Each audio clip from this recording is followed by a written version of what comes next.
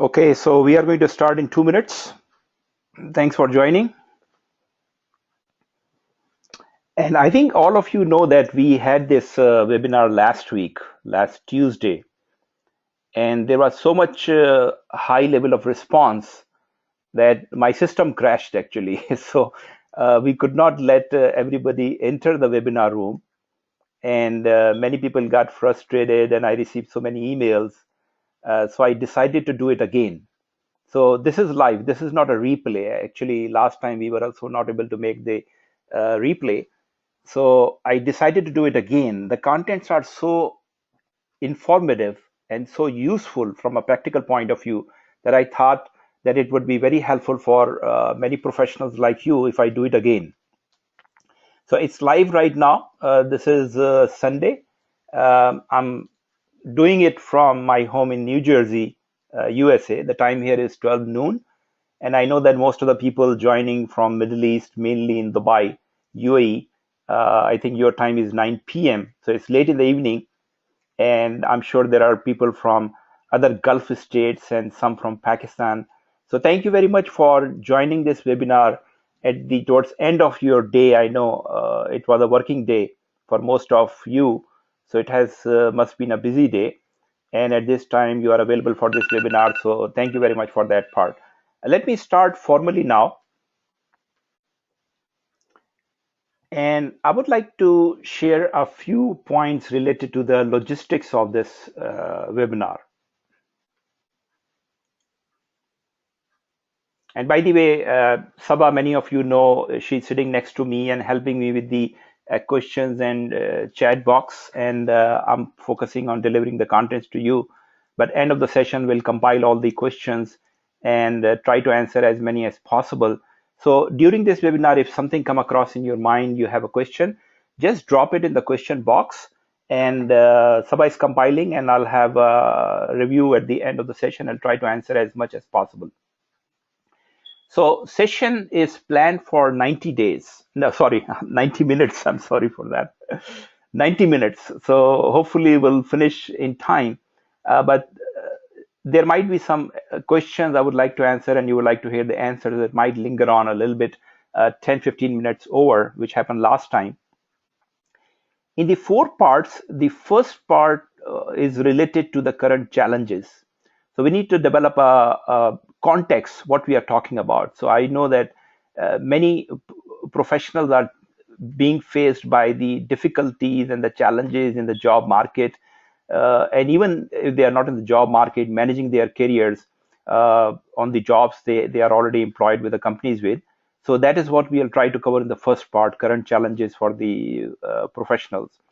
In the second part, we'll right jump into the tactics and strategies that even in this difficult time, how could you not only survive your career but really thrive into it? And you would be surprised that how many good ideas we have which we could implement even in the most challenging times. So it's not all bad news. Third part would relate it to even more tactics. What is working, what is not working. So I know that many of you are so busy in their jobs that it's difficult to really notice what is working, and people are regularly and continuously trying to use the tactics which are not working anymore, and I see them frustrated, and I got myself very disappointed that they are spending their times and energy and efforts on the things which are not working. So we'll try to highlight here what is really working and what is not working.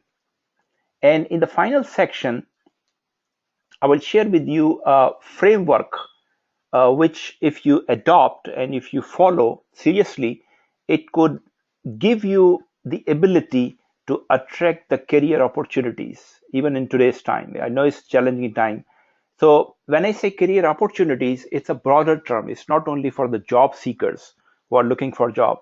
Uh, in today's time, even if you are satisfactorily employed in a position, it's still a challenge how to really keep, as I said, not only survive, but keep thriving your jobs and your career into those jobs. So it has become a continuous function for many professionals to keep focusing, managing their careers, and that is what we'll cover in the last part. And of course, then we'll try to cover as many questions as possible in the last session. And a few things. Uh, this webinar is loaded with information, really loaded. The feedback I got after the last week's webinar was very encouraging, that people not only liked the contents, they felt empowered that with those ideas, they could still really manage their careers, and still in difficult times and challenging times, they could not only survive, but really thrive your career. So I suggest that you try to take notes as much as possible. Number two, I suggest that remove distractions. Try to get into a quiet place so you could really focus on the contents and ideas and strategies and tactics I'm going to share with you. And finally, whether you're calling from laptop or PC or any other device, try to shut down other applications. Now, the tool I'm using for this webinar is GoToWebinar, and it's very robust and powerful. But many times, what happens if there are other applications running on your devices, it interrupts with the bandwidth, and you may not be able to hear my voice, or you may not be able to see some slides, or the slides may slow down, and there may be no alignment in my voice and what you are seeing on the screen. So I suggest that close down as many applications as possible on your devices if you can.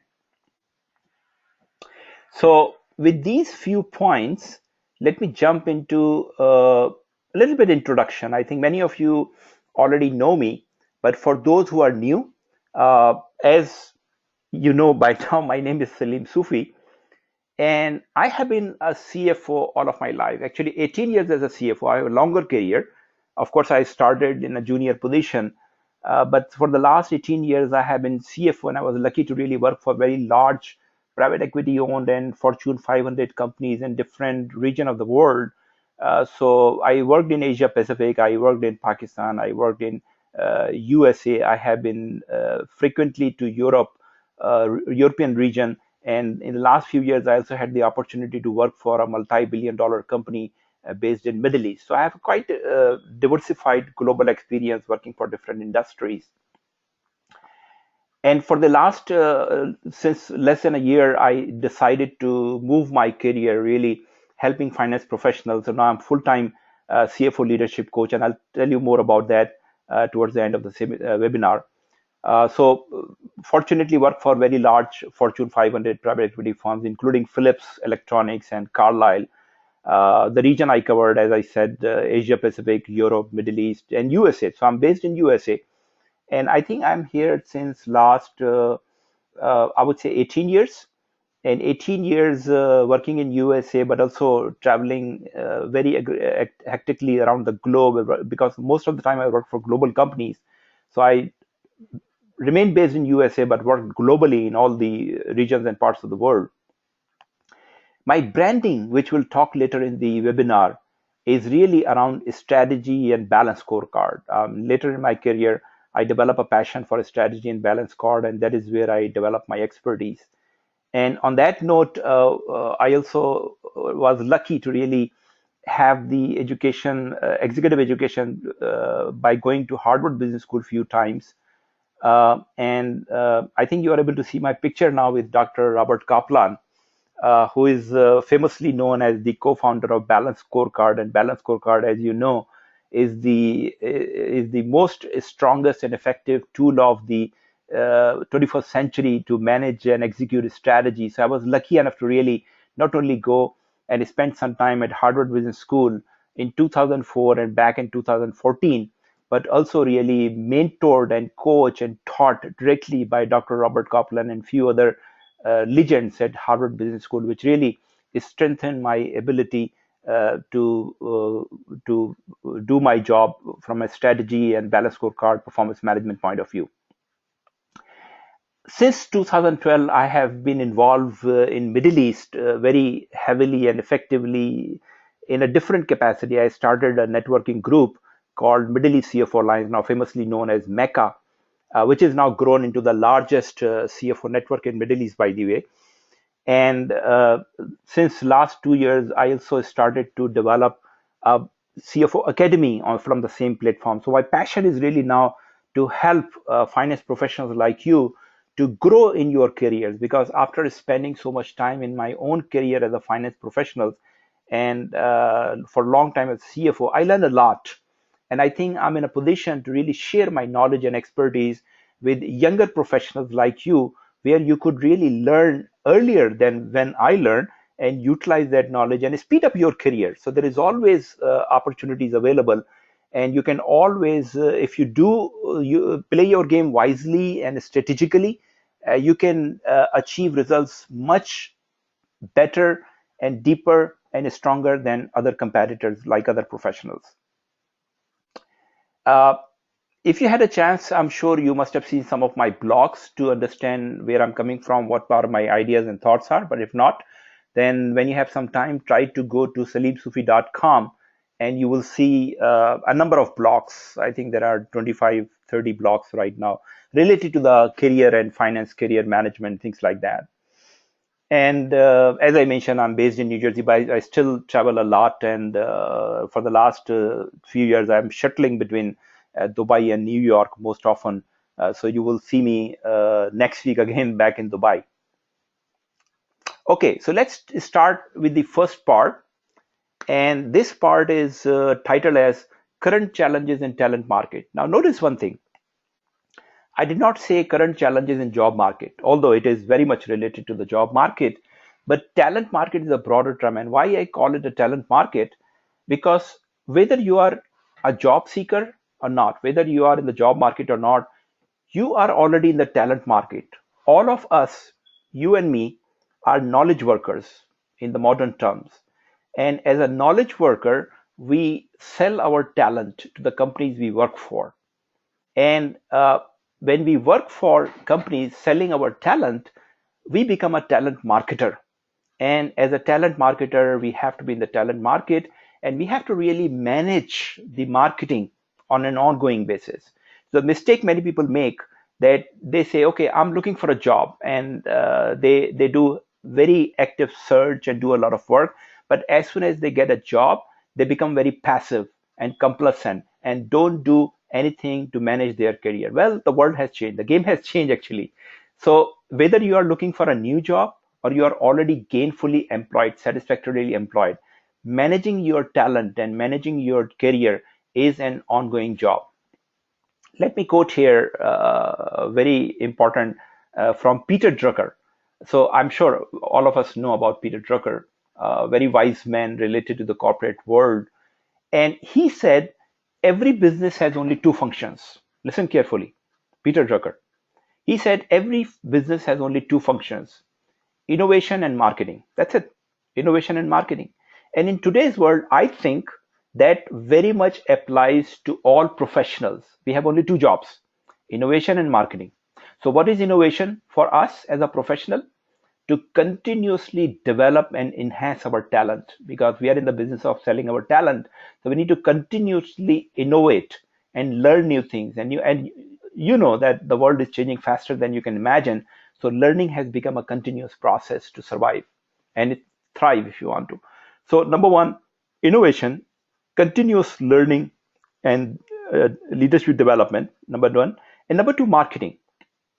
So I know this is a challenging area. Many of us really don't think that we need to do our personal marketing, and many even don't like personal marketing. But you know what? This is the reality of life today. If you really have to survive and thrive in your talent management and talent marketing, you not only need to learn new things faster, but you need to keep marketing it, because if you don't market, people would not be able to know about your talent. And I'll explain more on that idea in a few minutes. So part one, current challenges in talent market. So let's talk about the typical finance career, because most of people here in this webinar are related to finance. Finance careers, we can divide into two parts or two phases. First part I call early to mid career. And early to mid career is basically the phase of the career where you typically, most of you qualify as a professional accountant, whether CA, CPA, CMA, ACCA, or any other similar qualification, you start a career. Now, in this phase, career path is very easy and clear, very pretty straightforward. Learning is very fast because you have a lot of technical knowledge if you are a qualified professional accountant. And as soon as you get on a job, you started to learn the practical part. Technical knowledge really matters. And some supervisory and managerial skills help you to grow faster. So most of the professionals in 10, maybe 12 and 15 years reach to a respectable level of a manager or a senior manager, and some lucky ones even reach to the level of financial controllers or chief accountant. So that part is very clear and straightforward. The second phase of the career, which I call mid to the top, is really very, very different. And why it is different? Because, of course, as you are moving up on the corporate ladder, the path is narrower with fewer opportunities. Understandable, right? And learning becomes a little complicated because you already knew from an accounting and finance point of view what you needed to learn. And growth is started to slow down or almost stagnant. So you notice in the middle of your career when you are 12, 15 years that you're not growing as fast as you used to be, and it started to get a little bit frustrated. And competition is getting tough. It's very natural that as you are going up, fewer opportunities, more people are competing for there, is a tough competition. So that is how the second part of the career happens for most of the finance professional. A couple of things to really notice here. Number one, that your technical knowledge, which was very important and relevant in the first phase, is not that relevant in the second phase. What is relevant in the second phase is your leadership talent, not managerial talent, which you utilize in the first phase, but it's the leadership talent really matters, where many professionals struggle. And number two, the learning path is not clear. So in the first phase, you were very clear. You had a professional accounting qualification, and you thought you have learned everything about accounting and finance, and you learned a few managerial and supervisory skills. But in the second part, you don't know what really you need to know to grow further. And there are trainings here and there, but there is no structured path really. What you need to do to really reach to the top, typically the CFO level. So that is where most finance professionals struggle in the second phase of their career. And so leadership and business and strategy knowledge, that really matters, which unfortunately is not much covered in your earlier accounting education. Okay, so let's try to understand what is happening in the talent market, or you call it job market, in today's time, right? This is very latest. I developed this presentation only last couple of weeks because I was observing these things for a while. Since last year, few months ago, I was also involved in a high profile search for a CFO level and a senior controller for an American company. I was directly involved and I learned a lot. I couldn't believe how fast the trends are changing in the job and talent market. That was a lot of learning for me. And then I continue to observe, and I noticed that look, things are changing, but people are not realizing things are changing, and they are still doing the traditional thing like sending volumes of their CVs and resumes to recruiter and not getting any response. Of course, they are getting frustrated.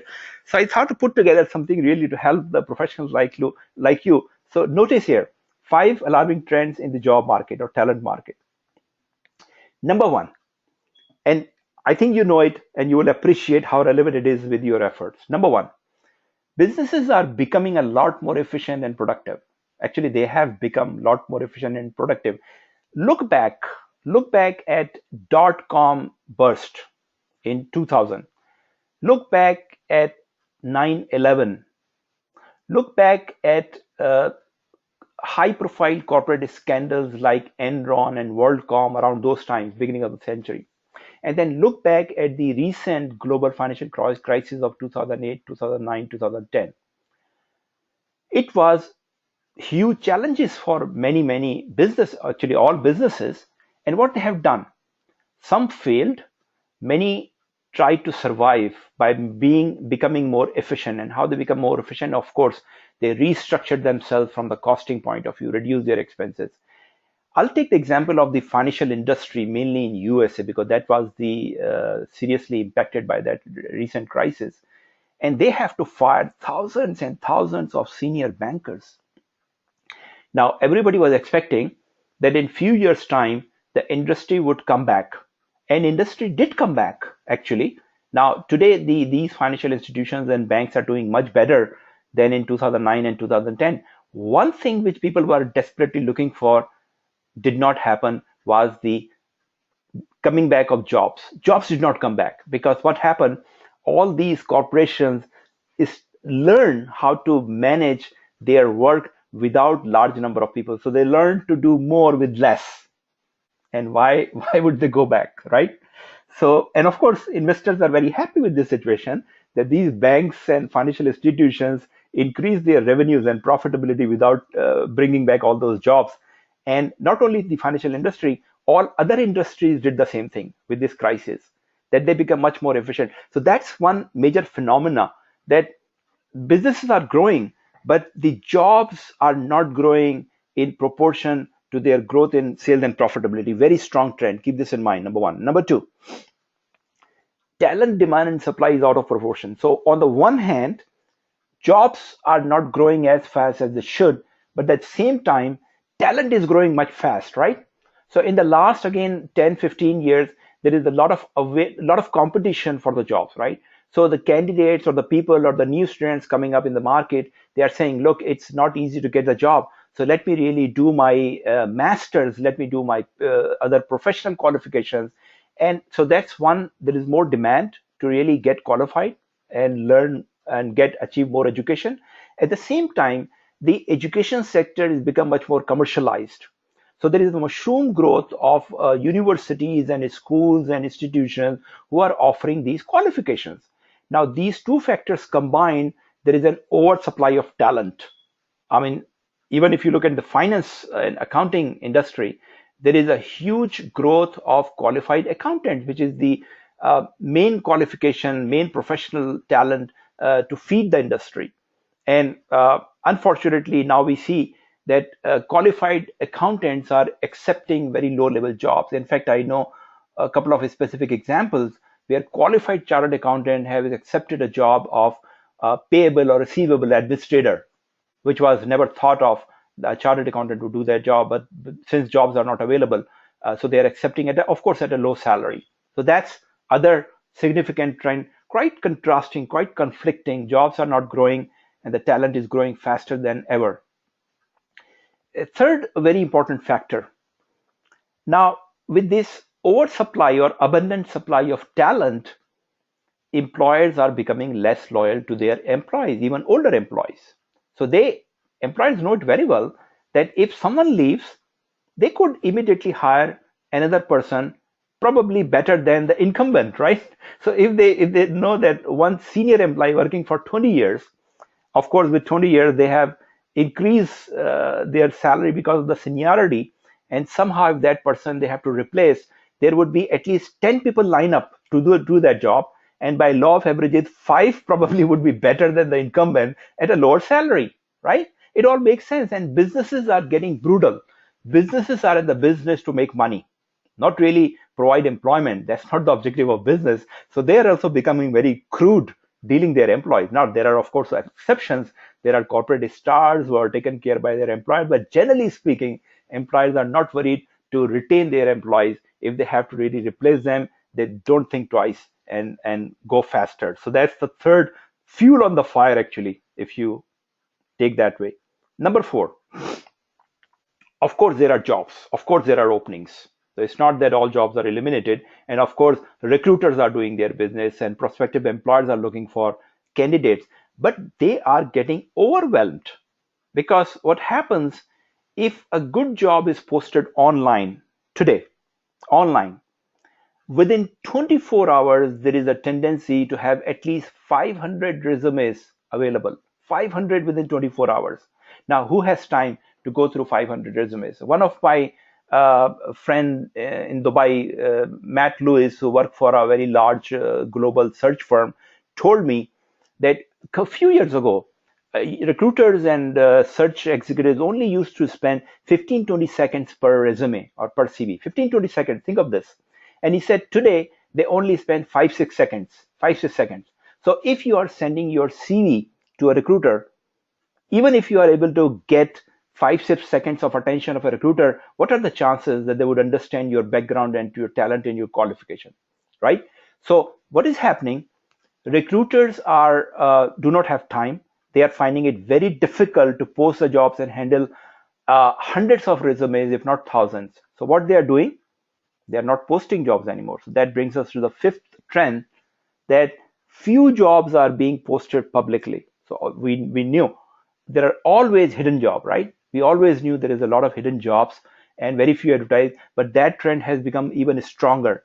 Today, even there are less jobs being posted because recruiters and employers are scared that if they post a job, it would be very difficult for them to handle the level of response from the job seekers. So what they do, instead of really posting a job, they started to look quietly themselves that where the right candidates are. So, and for an average job seeker, if you are not really have a good network, you only depends on the posted job in the internet, you have even more difficult and more increasing challenges to find any opportunities. So as a result of all this scenario I have sketched, I mean, I have not created myself with a reality, and I hope that you are agreeing with this, but not many people is noticing. The result is that most finance professionals, not only finance, but all corporate professionals are living in constant pressure of job security. Now, you're lucky if you already have a good, gainfully employed job, but even in that case, you are under the constant job pressure of job security because you know that, first of all, there is pressure from the oversupply of talent. But if somehow, God forbid, if you lose job, it would be very difficult to get back, right? So that's fear of job security also not only impact you in your performance, but creates a significant drop in the quality and thinking and the quality of life for those professionals. So that's very common. And as a result, we all feel that we are trapped in our jobs, most finance professionals. And to mitigate the risk of job security, you try to spend more time, more effort, more hard work. You try to basically devote your life to your work. And as a matter of fact, I call it, you are living in your jobs day in and day out. You are living in your job just to secure the job. Isn't that true for most of us? But is that really the purpose of life? Or is that what we are supposed to work? I mean, we work to live, but looks like nowadays we are living to work, right? That should not be the case. So, so it's not all that bad. Let me bring you back to the perspective. So I just want to share this excellent quote from Charles Darwin, who said 200 years ago, "It is not the strongest of species that survive, not the most intelligent, but rather the one most adaptable to change." So as I said earlier, it's not a matter of survival. Yeah, we need to survive. But I really would like to see you thrive in your jobs and your career. And the quality you need is adaptability, which unfortunately in accounting and profession especially, we lose very quickly. And I'll explain you how you could bring back the adaptability. So that was the first part. And as I said, the first part is quite gloomy. My purpose is not really to demotivate you or create a depression or create a very sad scenario, but really help you understand the reality.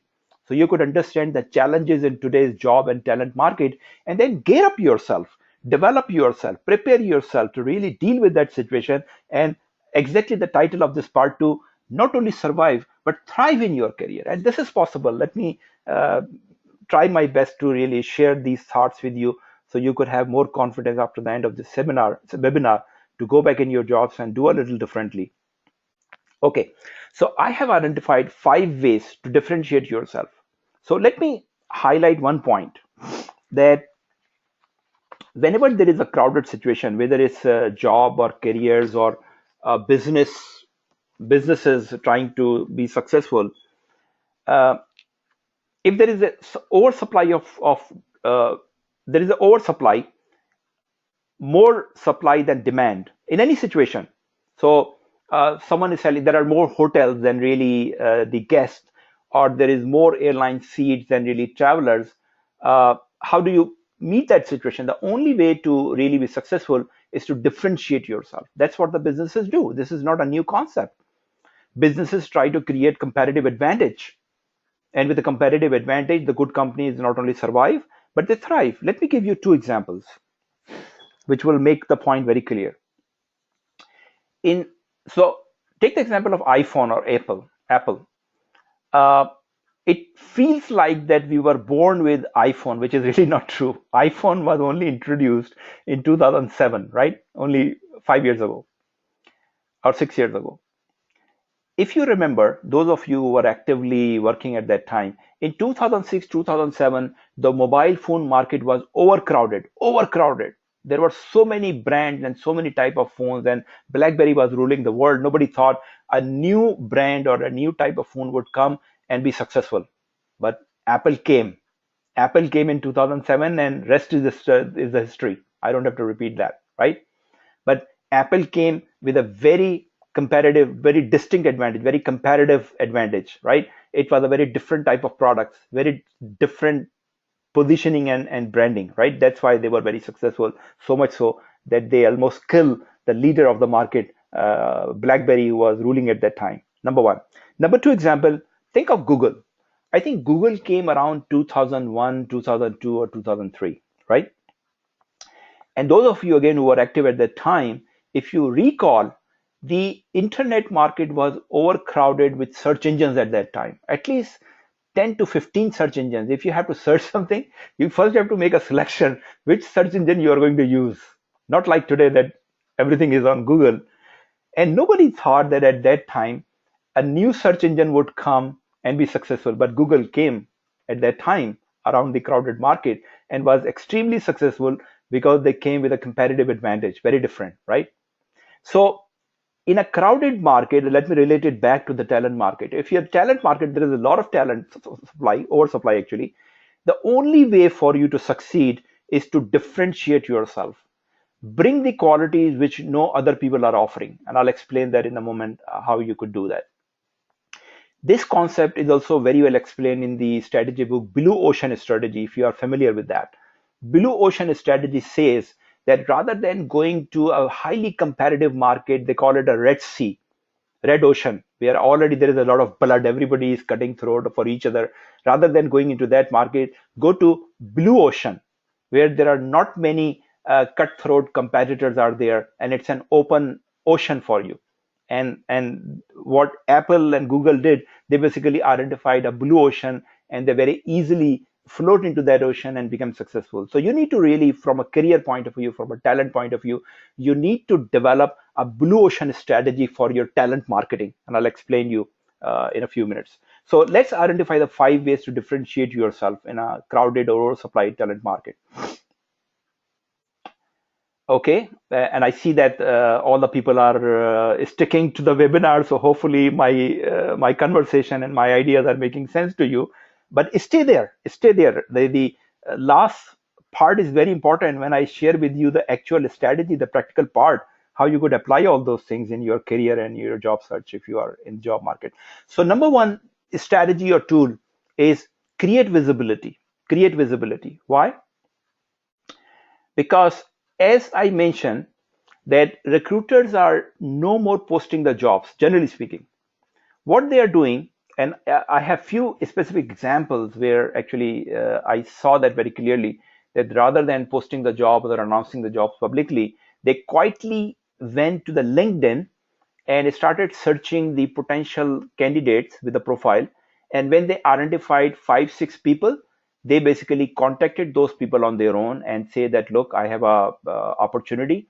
Do you know anyone who fit that profile, or are you interested in that job?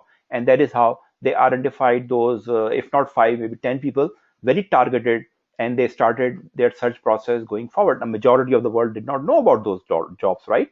So if you really want to attract job rather than chase job, the first thing you need to do is to create visibility. Visibility. If you're not visible, nobody's going to notice you, right? And that's one of the strongest, weak point for most professionals. So to start with, what you could do, my suggestion is go on the Google and Google yourself. What does it mean?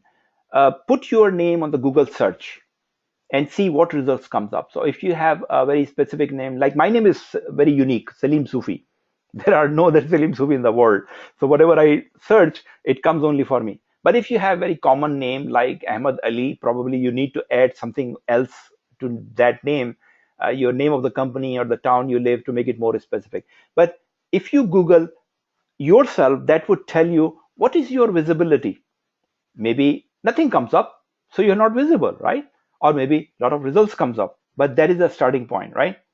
So let me take you to a practical example of from my own career, from my own personal positioning, so you could better understand what I'm talking about. So let me give me a second,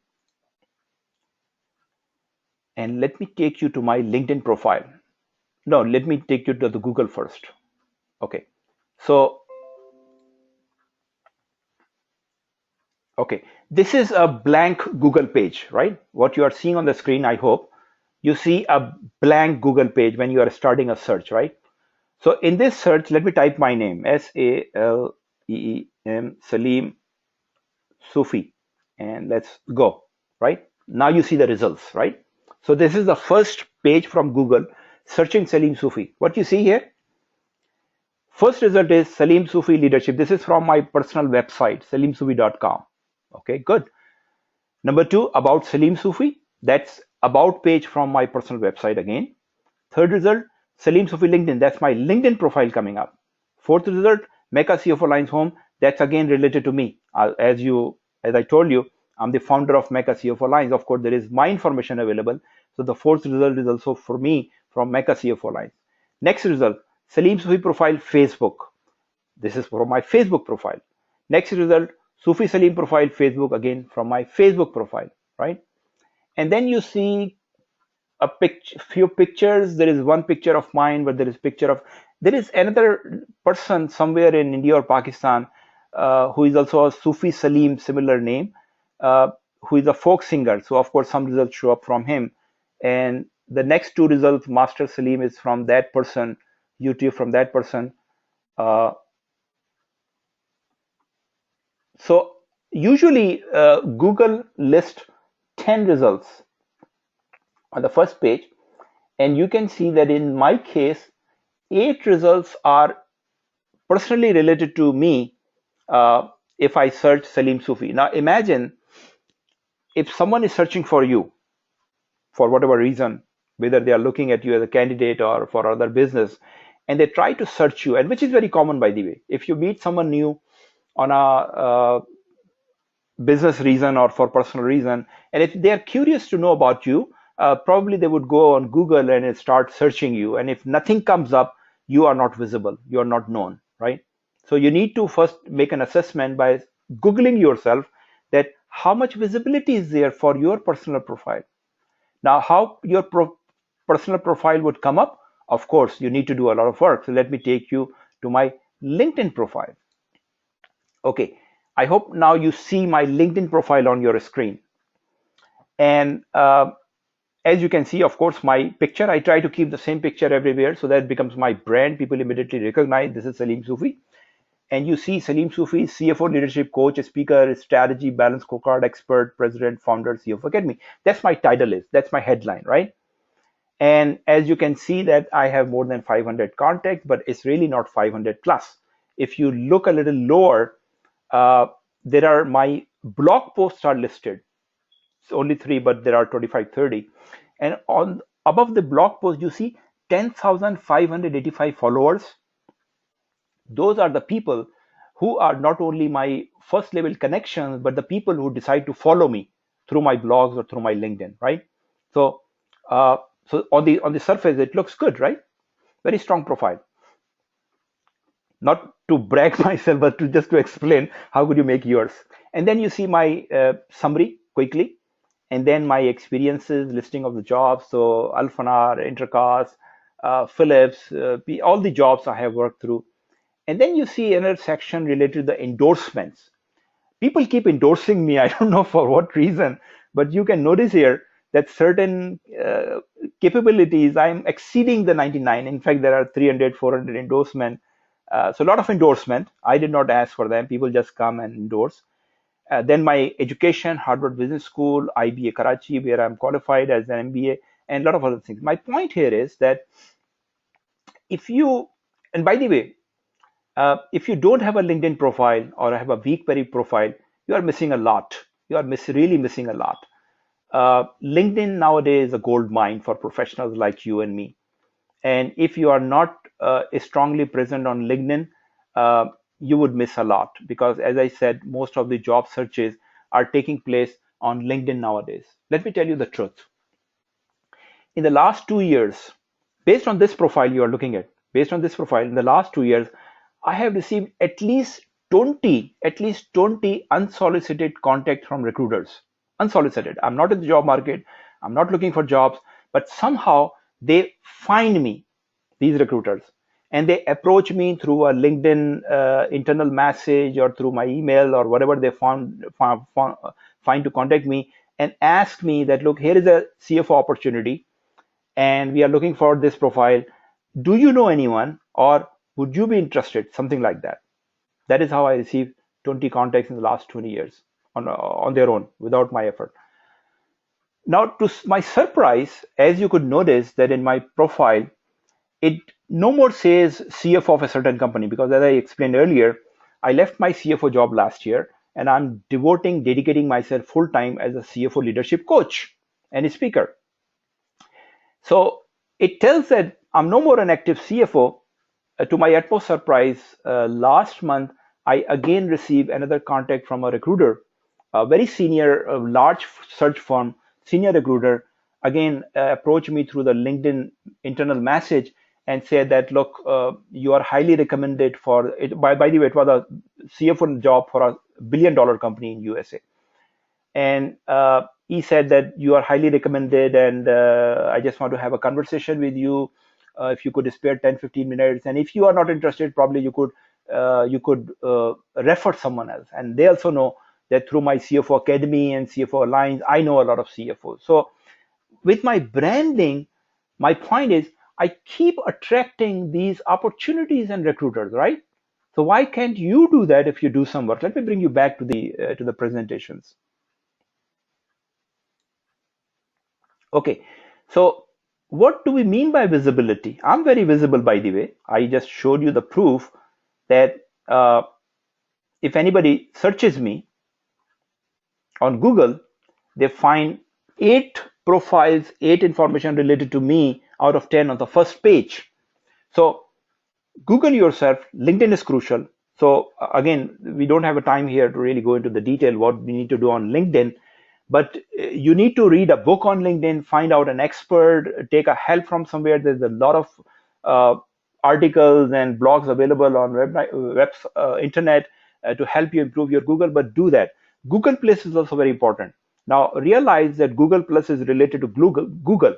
So if you put a profile on Google Plus, uh, there is a lot more chances that Google Plus profile would be showed on the first page, because Google take extra advantage to show their own Google Plus profile first before the other results. So don't forget Google Plus, and of course Twitter and YouTube. So for me, especially with my CFO leadership coaching, I have to be very visible.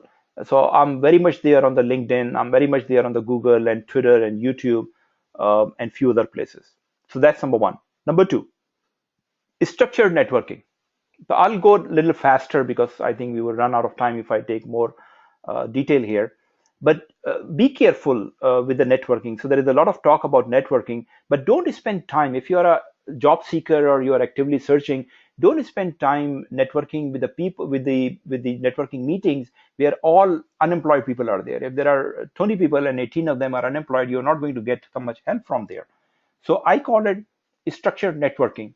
Structured networking, be very careful where you want to spend time, because your time is limited.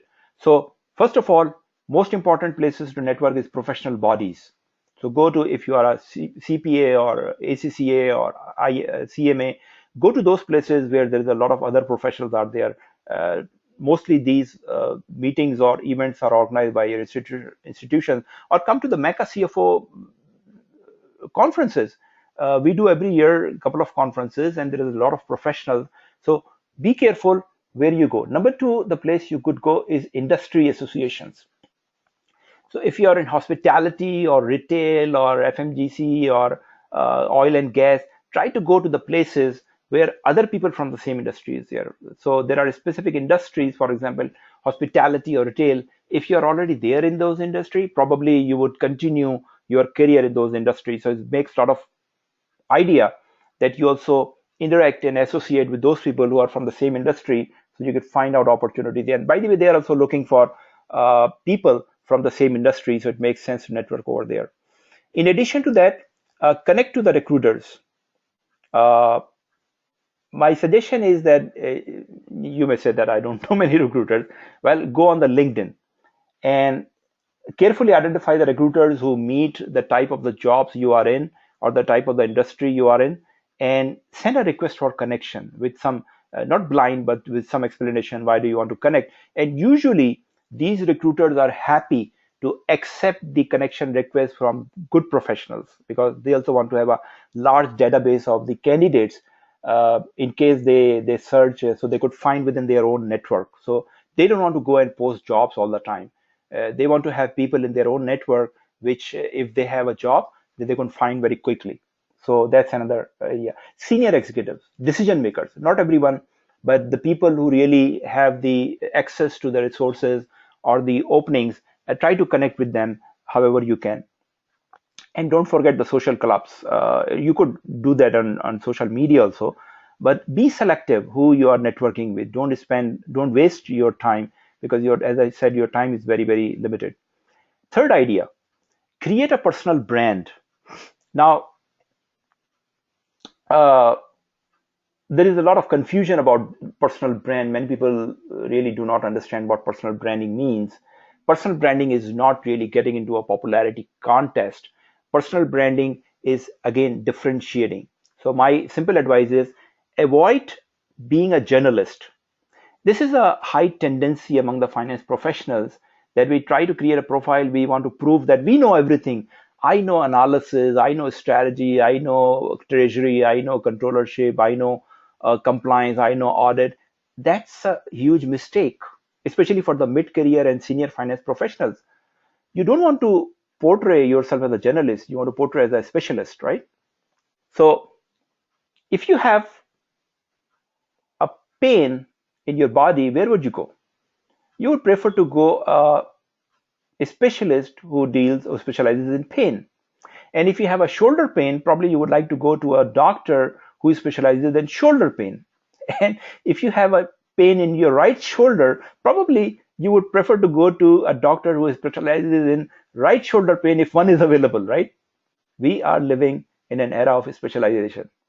So when you specialize, you differentiate yourself. My specialization, so as a finance professional, uh, since around the middle of my career, I try to specialize. Initially, I was specializing in manufacturing finance. So I spent a lot of time when I was in Singapore working for Philips Electronics for 14 countries. I spent a lot of time in manufacturing plant. That becomes my brand. I implemented activity-based costing in 6 regional plants at that time. Later on, when I moved to USA, I developed more interest in balance scorecard and strategy. So I moved my brand from manufacturing finance to the strategy and balance scorecard, and that became my brand. So people in later in my career would hire me because of only couple of reasons. Only couple of reasons that was part of my brand. Number one, that I deeply understand or involve or have capability in a strategy and balance scorecard, which relates to the performance management, by the way. So very relevant to the finance professional, number one. Number two, I happen to work for many global organizations who have SAP ERP system. That also becomes my specialty and brand. And thirdly, global. So anybody looking for a finance professional global with some SAP experience and having a heavy experience and involvement in strategy, I was a perfect fit. That is how I got my jobs, at least last 3 or 4 jobs based on my branding. As a matter of fact, let me tell you, my last job in Middle East with Alfanar in Riyadh, Saudi Arabia, which is a multi-billion-dollar company, and that was in 2010, and I was jobless because of the global financial crisis. I was in USA, and the semiconductor industry I was working for decided to move their operations to Taiwan. So I lost my job and I couldn't move to Taiwan. So at that time, I don't know how did it happen. I will say that it was my visibility. A recruiter in Riyadh city in Saudi Arabia somehow found me in New York, found me in New York, and then contacted me. established contact and we started to talk. Long story short, uh, I ended up receiving an offer from Alphanar company for a divisional CFO for their largest division. Why? Because two reasons. Number one, they were looking for someone with SAP experience. They have SAP ERP system implemented and they were having a lot of problems. Number one. Number two, they wanted to have someone with a global experience who could understand the local culture and the local issues, but also have Western experience, right? Western experience with understanding of the local culture. I was a perfect fit. And on top of it, strategy experience. I was a perfect fit. I got a job, right? So try to create your personal brand and become known for your talent. So not only that you know some specialties, but publicize it and establish your positioning. Thought leadership also, like I have a thought leadership in strategy and balance scorecard. I think I know much more than an average finance professional knows about it. That is what you need to target. In fact, my suggestion is try to become among the top 10% in your profession or your specialty. So to explain what personal branding is, I think the best quote is from Jeff Bezos, the CEO of Amazon. And he says that, look, what is a brand, personal brand? Personal brand is what people will say about you when you are not in the room.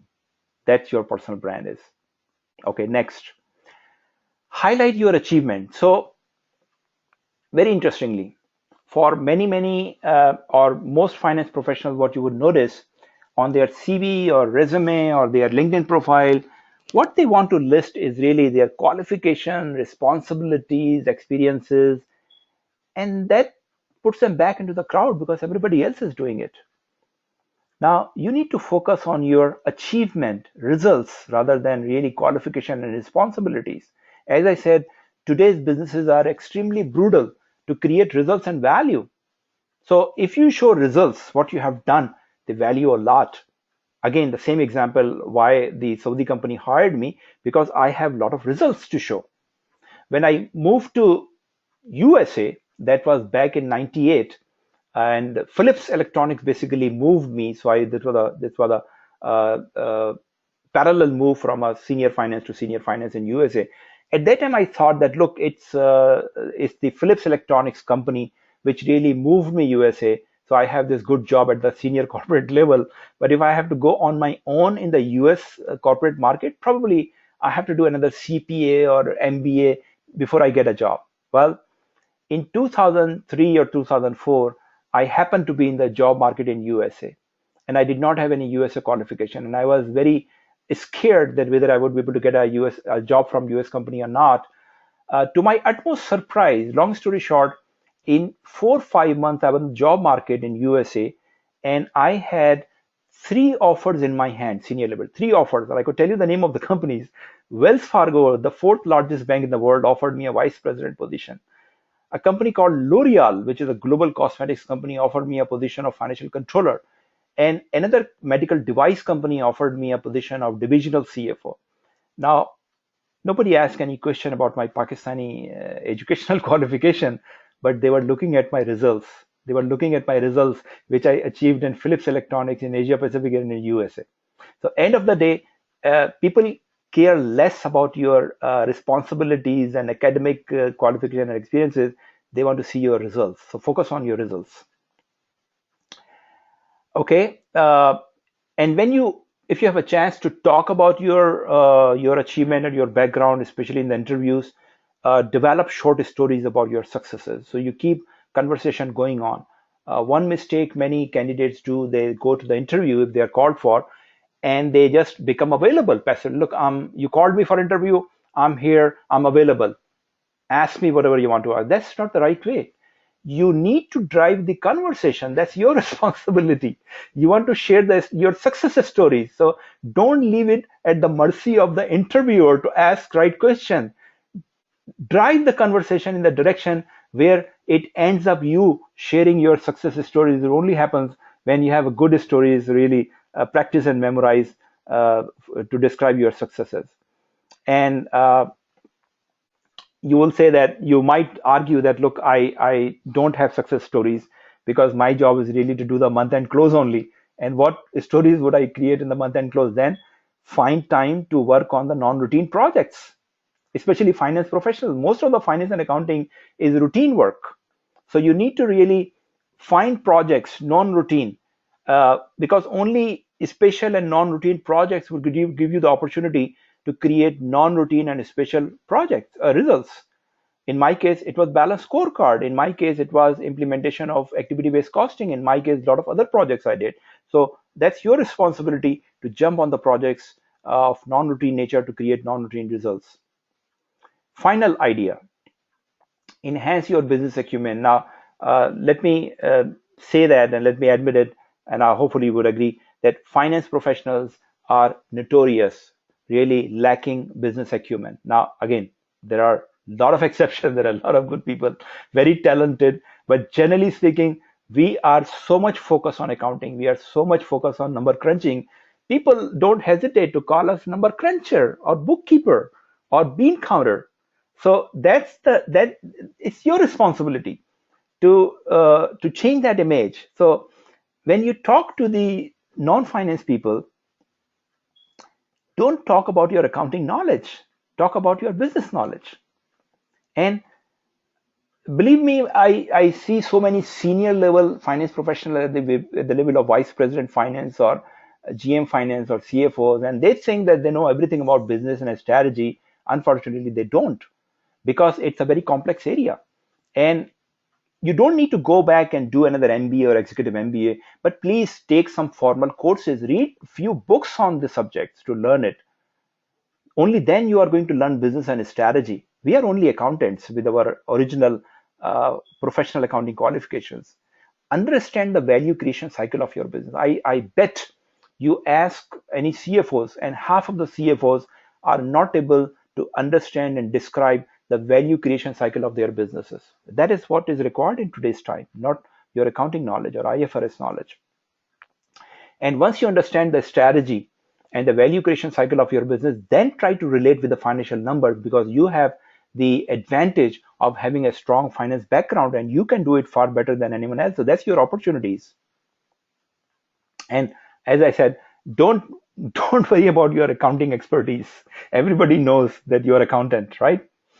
And unfortunately, it's not something to be proud of, although it's very important qualification. But try to, if you are, again, if you are middle level or higher and your ambition is to really go to the top CFO or C level, then please learn business. Talk about your business knowledge, value creation, strategy, not about your accounting and finance knowledge. Okay, so these are the five key areas where you really need to work very hard, focus upon, to change, to create competitive advantage. Uh, what I'm going to share with you quickly, six mindsets is also very, very important. So there is a concept called internal game and external game, I call it. And to me, I'm a big believer in the internal game. What does it mean? To create external success in the outer world, you need to first work on yourself. You need to gear up yourself. You need to believe in your ability. You need to really have a high level of confidence and energy to create those external results. And those, a starting point of internal game is really having the right mindset. Uh, I have a very strong analogy to explain that. Think of you are driving a car, an automotive, right? And somehow you forgot to release the emergency brakes. You forgot to release the emergency brakes, right? And you are trying to drive car faster and putting pressure on the gas pedal or the accelerator, and car is really making a lot of noise, but really it's not picking up the speed. It's not driving slowly because there is emergency brakes on, which you don't know. Your internal game, your inner game is like emergency brakes. Many people don't realize that unless you release your emergency brakes, which is your inner game, unless you fix your inner game, you're not going to have much outer success. So you need to first work on yourself and create a mindset, create a mental capacity first to create external results, and you will notice that the game would become much easier. By the way, there is also a short video available somewhere in my blogs about that mindset. If you could not get these ideas in these blogs, because I'm trying to speed up now because of the time constraint, If you couldn't get all the ideas, then go to that video. It's 7 minutes video, and watch that video. I'll send you the link later on. So number one, and these are very simple, by the way. Number one, it's a free agent society. What does it mean? That you are free to work for any company. Nobody forces you. Similarly, your employer, they are also free to hire anyone. You work with an employer as long as employer sees a value in you and you see a value in employer. If one or both of the parties do not see any value, you can terminate that contract anytime. It's not a contract, but you can decide to fire your employee, or you can decide to leave employer, right? It's a free agent society. No matter what, it's a free agent society. So that's the mindset you need to have. Number two, all jobs are temporary. All jobs are temporary, but your profession or your career is permanent. So you may be working for a company for 5 years, 10 years, maybe 15, 20 years. You're lucky if you're working for 15, 20 years, but it's temporary. The average tenure of jobs are reducing very fast. So the average tenure of a CFO uh, in USA is somewhere close to 3.2 or 3.5, something like that. But it's not more than between 3 and 4 years, average tenure for a CFO, right? So you would be lucky if you cross 3, 4 years by the law of averages. You need to focus on your career and your profession. Manage your career from a long-term point of view. Of course, your job, your current job is very important. I'm not saying that it's not important, but your career is even more important. So focus on your long-term career and manage it from that point of view. Third, it's not about work-life balance. It's about work-life integration. So many people live in compartments, like this is my personal life, this is my work life. I would devote my time and attention between 9 and 5, and then my personal life wouldn't do anything. Weekend is my, this is not going to work. In new economy, today's business environment, uh, we are bound to work 24/7, 24/7, especially if you are a senior level. So I'm not saying that literally you are working 24/7, but you are mentally attached to your work 24/7. So what you need to do is really integrate your personal and work life. Integrate means that uh, in my case, I never mind doing some small personal things at my work during all of my career. But at the same time, there was hardly any weekend I did not do any corporate work at my home. That was my integration. So integration goes by priority, not by time schedules. So you create that, look, it's my integrated life. Of course, work is part of your life. And your personal life, of course, is very, very important. So when you are at work, you cannot stop thinking about your family or your personal issues if you have anything. Similarly, if you are a responsible professional, you cannot stop thinking about your work or work challenges when you are at home during a work day or a weekend. You are a responsible professional. So it's your integrated life, and it should be run by priorities, whatever comes first. Growth. Growth is a natural human tendency, natural requirement.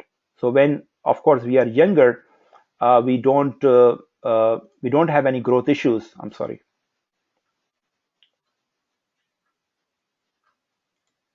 Give me a second to bring it back. Yeah. Oops.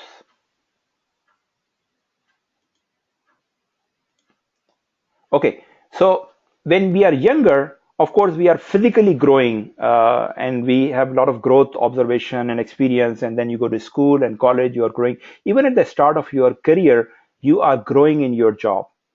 The problem happens when you started to hit the middle of your career and middle of your age, because physically you are not growing, and professionally you may be experiencing slow growth.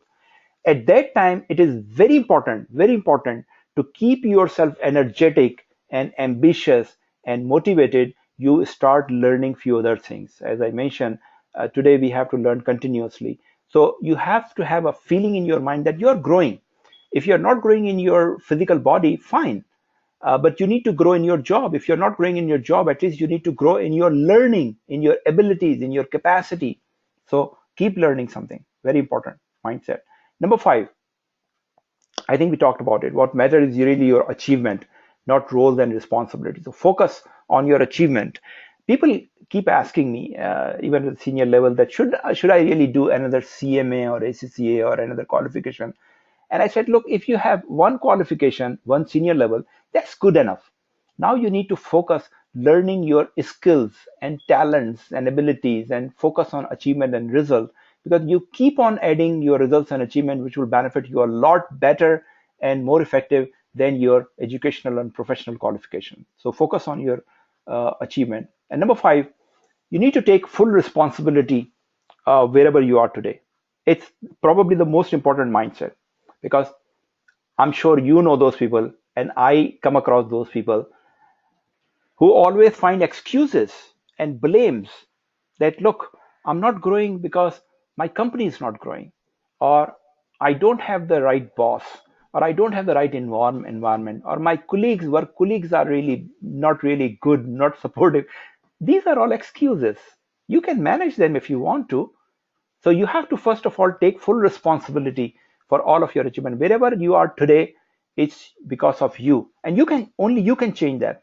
The biggest benefit of this mindset is that if you take responsibility, at least you would try to improve it. If you blame other people, excuse it, you would not do anything. Okay, so we covered two parts, very important, very important. And now we are moving into the part three: what is working and what is not working in today's job. So in the first part, we covered about the environment, what is really changing and how it is not helping and making the job seekers or the people who want to manage their careers more challenging. In the second part, we covered the basic approaches or the key areas for your internal game and external, inner game and outer game. What you need to do at the outer side and what you need to change in your inner game, very important, your mental mindsets. And now let's go to the more tactics and strategies, what is working and what is not working in towards managing your career. So hope uh, it's all making sense to you. We'll soon get into the question answer session, but let me cover a few more ideas very quickly, so we could reach to a level where we could effectively question answer on this topic. So what recruiters and search firms are looking, this slide is for CFO, but this is also applicable to all senior level jobs. So this slide, let me open the whole thing for you. This is from a global firm, Association of Executive Search Consultants. And three criterias. Number one is for a CFO, what recruiters look, key business partners, key business partner. So it's not about IFRS knowledge or the financial management or cash flow or any technical thing. It's leadership skills. And you think yourself, what really you need to become a key business partner to your CEO or your business partner? Of course, communication, relationship, strategy, business understanding, emotional intelligence, those type of things. Number one. Number two, of course, technical skills are important. So some high level like raising capital and M&A, mergers and acquisitions knowledge is good for the CFO. And then compliance and risk management. But again, I would like to re-emphasize the first requirement, which most finance professionals really lack at the senior level: business partnership. And I come across many CFOs, very senior level, very talented, very qualified, very competent, and they would say that, look, and they're frustrated. Why? Because they say, look, my CEO doesn't listen to me, my board does not listen to me, or they don't understand. And the reason is that they don't have a, these CFOs are very qualified and competent, but they don't have an influence. They don't know how to play the game at the board level or CEO level. And this is all about business partnership. We'll talk about quickly about few more components of that, but that is one of the missing link, even experience or mistakenly understood by many CFOs senior level. Okay, so one reason for the lack of this business partnership or lack of strategy or lack of all those leadership skills for finance professionals is that we are trained that way. So pay attention here. I'm showing you all the major global accounting bodies, and you may be one of the member of one of those.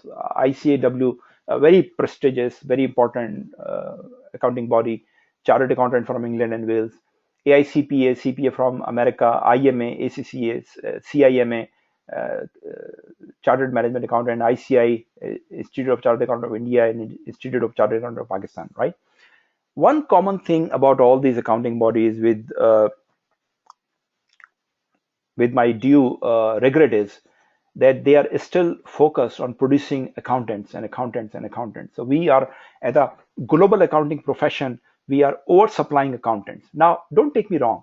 We do need a lot of accountants, but we need at the beginning of the career. So at the beginning of the career, all these professionally qualified accountants do a very good job.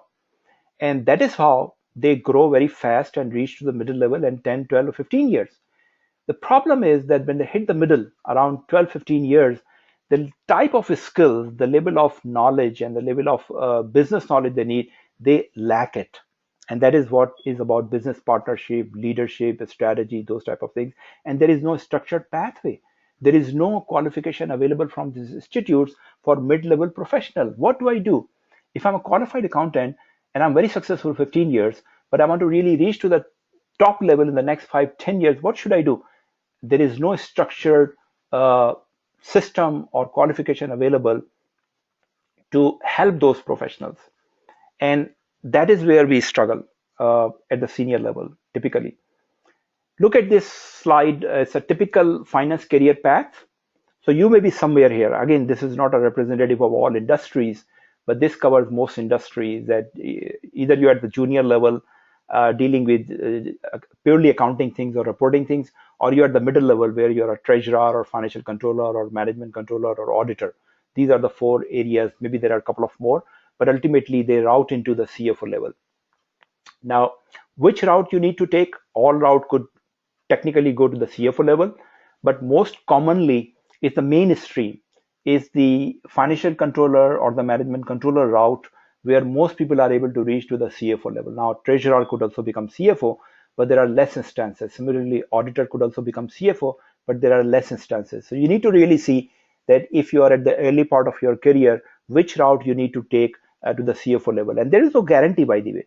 So in addition to this, you need to do a lot of leadership development and strategy and business development on your own to make you qualified for those senior level jobs. Okay, the slide which I'm showing you now, I'm sorry, probably the most important slide of my presentation. It labels that your career breakthrough strategy. And in a nutshell, what I'm saying, you need to change your paradigm to be successful from a career point of view. In these times, you must change your paradigm. So you need a shift from old paradigm to new paradigm. What does it mean? Let me explain to you. So in this pyramid, which I'm showing you, there are four areas, and some of those we already talked about. First of all, your inner game and your outer game, right? You understand that now. What you offer and how you offer, and I'll explain you bit by bit. So let's start with how you offer. So as I said, think broadly that you are a knowledge worker, senior level, and you are in the talent market, marketing or selling your talent. Now, how do you market it? How do you make your offering? The typical traditional way is your CV and resume. That's what 98% people are doing, creating CV and resume and sending again and again and again. Or the best they are doing, trying to improve their CV and resume and sending again. And it's not working. It's not working. What is working? New paradigm is your visibility. And visibility today means your online presence. So what I mentioned, that many recruiters are not posting jobs, they are not asking for your resume, they want to search candidates on their own, mainly on LinkedIn. And if they find 10 people, maybe 20 people, they are happy to approach those people and then ask for their CV or resume and then work with them, and probably they will find the right candidate. So the old paradigm is chasing job. You are chasing wherever the jobs are available, and new paradigm is attracting job. The example I gave you from my own side, like I attracted 20 leads. I was not in the job market. I did not have intention to really look for those jobs, but somehow my online presence, my visibility attracted those leads. Number one. Number two, what you offer, very important, what you are offering, your education and experience, right? Typically, traditionally, what people are looking for or employers are looking for is your skills, your talents, and your achievements, not your education and experience. So I'm not saying education is not important. Education is important. Education serves as an entry ticket into the profession, because if I'm not an MBA, probably, or a qualified chartered accountant, probably the company would not consider me for CFO. That's true. That's even applicable today. But that's not enough. That only makes me qualified to be considered for a job. On top of it, they want to look at my skills and talents and achievement. So remember what we said, two jobs or two main responsibilities. Number one, innovation. Innovation is your education and experience. Not only that, but your skills, talents, and enhancement. What you offer, innovation, right? Marketing is not only your resume and CV, but your visibility and online presence. So these are the two top boxes on the pyramid. Is very, very important for you to understand to develop a new paradigm. Your outer game. Your outer game, traditionally, your goal is to present and brand yourself as a financial expert. That's what most of the people do. That's what most of the finance professionals have positioning today, financial expert. In the new paradigm, you need to be a business and a strategic leader. Business and a strategic leader, not only a financial leader. Of course, you are basically a finance leader, but on top of it, you need to brand yourself as a business and a strategy leader. Now, let me highlight a very important point. In the last 15-20 years, the requirement of a finance professional are significantly changed. Look at the modern ERP systems, SAP and Oracle and other softwares. These ERP and softwares are designed to be operated by non-accountants, really. And many small and medium-sized businesses are not dependent on accountants to run their ERP systems. We are still producing accountants as if they need to write manual journals for debit and credit. No, it's not required anymore. What is required, what businesses are expecting finance professionals to help in their business management, more business support than really writing journals. And that is what has not changed. So if you position yourself, and again, I'm talking about senior level, if you are a mid to top level professional, if you position, brand yourself as a business and a strategy leader, your chances of success are much higher than if you only position as a financial expert. Finally, in the inner game, 99% or 98% of the professionals are living in the fear of job security today. That's all the time on their minds, which is seriously hampering their ability to perform at their best. And that has to change with the 6 mindsets I share with you. If you believe into the 6 mindsets, your game is completely changed. It's altogether a different game. But if you are living under the fear of job security, it would continuously to impact your performance and would not let your full potential come out. So seriously consider that 6 mindset, and it's a pyramid. Built upon your mindset, then you become a business strategy leader, then add skills and talents and achievement, and then start making offering by creating a strong visibility on the internet, right? So this is all about the shifting your paradigm from old to the new paradigm. Very important. Okay. So what I'm showing you now is the title of one of the best business and leadership books, 7 Habits of Highly Effective People. I'm sure many of you have already read that book. If not, probably if you have to read one book in your life on business and leadership, that's the one. That's the one. I read that book about 18 or 20 years ago. It's an old book, about 25, 30 years ago. And I got so inspired with the framework. It's a leadership framework by Stephen Covey, that I adopted that model not only in my personal life but also in my business life and business in my profession. And to extract from that framework, I developed a philosophy, and I call it Meca philosophy because last 4 years I have been actively devoting my time and effort on the Meca platform to develop a leadership model for finance professionals. And there are 3 dimensions actually: personal leadership, public leadership, or strategic leadership. To give it a different terminology, think of personal leadership as your inner game, public leadership as your outer game, and strategic leadership on top of it to really enhance your financial capabilities into a business finance capability or strategic finance capabilities. Then I expanded that 3 dimensions into a little bit more meaningful framework. So I said, okay, why personal leadership is basically self-discipline. Very important, very important. In today's time, the demands of any jobs or profession are so huge that if you are not disciplined, probably we cannot do a better job. And then public leadership is to create influence. Public leadership is not only our accounting and finance knowledge, but it's our relationship, it's our branding, It's our understanding of the interactive relationship between the people. So that's public leadership should lead into influence. And then finally, strategic leadership, very important for senior finance professionals, which leads to strategic thinking, not only knowledge, but really strategic thinking. And then I further expanded that into a leadership competency framework, again from the for the Middle East CFO Alliance platform. And to make it more clear for many professionals, I started call it what it takes to become a CFO. It was actually this was a common question on the mind of most of the mid-career finance professionals 2 years ago when I made a survey. So I said, okay, I'll try to answer that question by creating a framework or leadership competency model. So what you see here, that's a leadership competency model. 3 areas, right? What is personal leadership? It starts with productivity. So really, generally speaking, finance professionals are overworked, overloaded.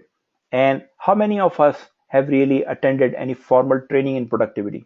Probably none, right? So unless you learn something formally, you're not going to develop expertise. So that's number one. You need to develop productivity skills. Number two, emotional intelligence, very important. In fact, the gentleman Matt Lewis I mentioned, the senior partner of the search firm in Dubai, he said one of the top three criteria they look for a new CFO role is the emotional intelligence, capability to understand emotional intelligence, and also the behave according to the understanding of emotional intelligence. And I'll explain to you in a couple of minutes a little bit more on it. And thirdly, personal branding. So personal branding is also part of your personal leadership. On the public leadership side, of course, your communication and presentation skills, very important. If you ask me what really helped me to be a successful CFO all of my career, one thing which really helped me significantly all of my career is the opportunity I have to make presentations from the very beginning of career. Presentations help me to establish my branding very fast, to develop and convey my expertise, to help me develop my confidence and develop my relationship with the senior level of management. Very important. Then leading people, your leadership style, how you relate with the people you lead, your staff, relationship, very important, and service orientation. On the strategic leadership is a strategic mindset, number one. Number two, performance management. And number three, value creation, we talked about earlier. So all these competencies, and in total there are 10 competencies in this leadership competency model, ultimately they create influence around people around you, or your senior management or your senior leadership, which is the single most important factor to succeed in your career, influence. And many senior level professionals struggle because of the lack of influence. Okay, let's move on. So same leadership competency model, if you look at this diagram, what we have today in the finance leadership is traditional finance leadership: accounting, control, finance, governance, compliance, that's it, right? But what is required in the business world is basically strategic leadership. You see on the top. And what is the strategic leadership? Is your performance management, strategic performance management, and strategic mindset. To move from your finance leadership or to add on your finance leadership to become a strategic leadership, you need to go through two more boxes: personal leadership and public leadership. So in the personal leadership, you develop your increase your productivity, improve your personal brand, develop level of emotional intelligence, and then you are geared up. You have the capacity and ability to improve your communication and relationship and service orientation and leading people, and ultimately you reach to a level of a strategic management, which is ultimate requirement in modern business model for a senior finance professional to reach to the top level. Okay, so many people have also not clarity about emotional intelligence. This slide explains very clearly that all of our behavior and performance, which is very, very key. So our communication, relationship, performance, leadership style is basically driven by our attitudes, values, emotions, thinking.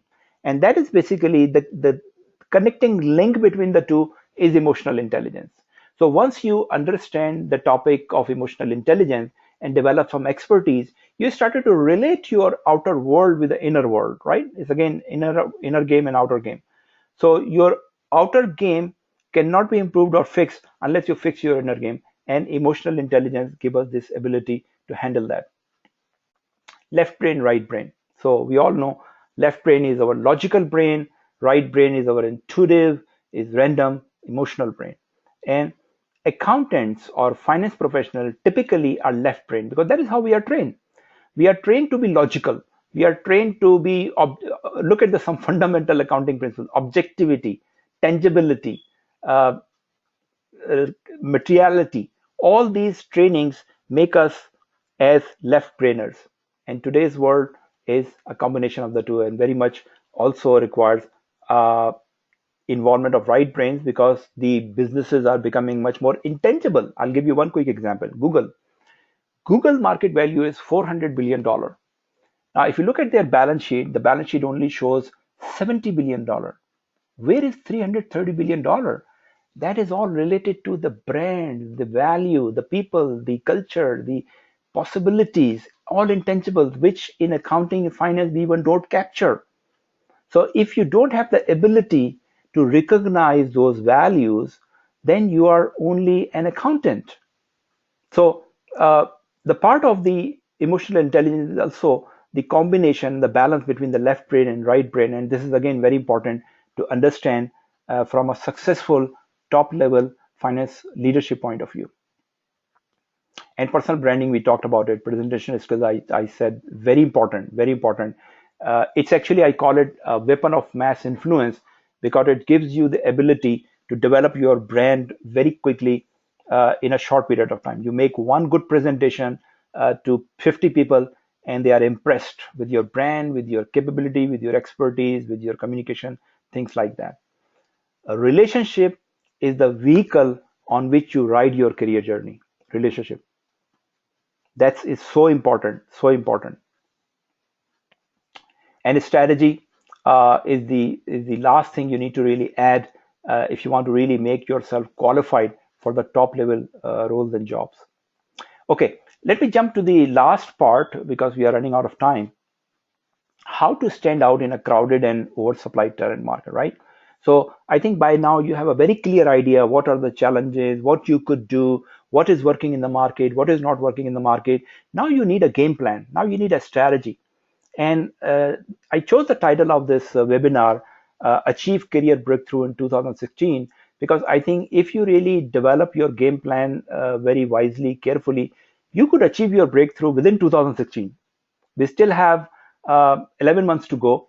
And if you understand and spend some time seriously about your career management, I'm very confident that you could achieve something level of success which you could call a breakthrough in your career. Whether you are looking for a new job or even if you want to continue with your employer, you probably deserve more than what you're doing, right?